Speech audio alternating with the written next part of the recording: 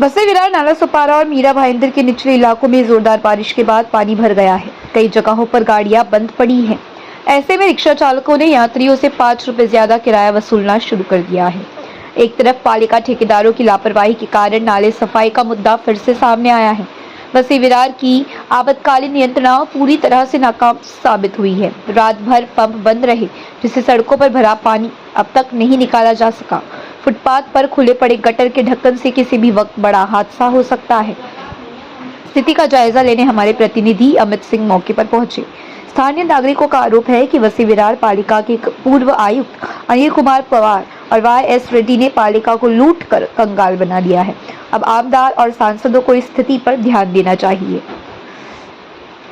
आइए जानते हैं स्थानीय नागरिक ने क्या कहा।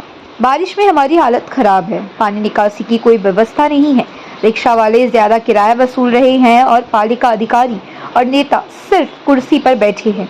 जनता को भगवान भरोसे छोड़ दिया गया है। Bureau report, VRS news. आपलं सर नमस्कार, मी संतोष माने।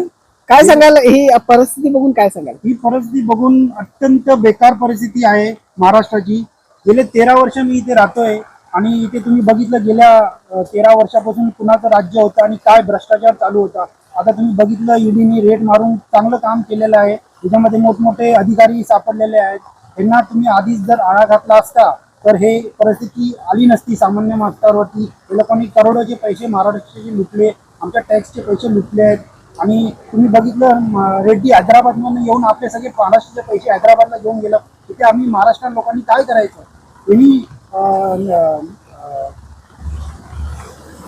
माननीय देवेंद्र फडणवीस साहेब यांना नम्र विनंती आहे की यांच्यावरती कठोर कारवाई करून यांच्यावरती तातडीने त्यांना फाईन मारून सामान्य माणसाचे पैसे परत द्यावे अशी विनंती करतो।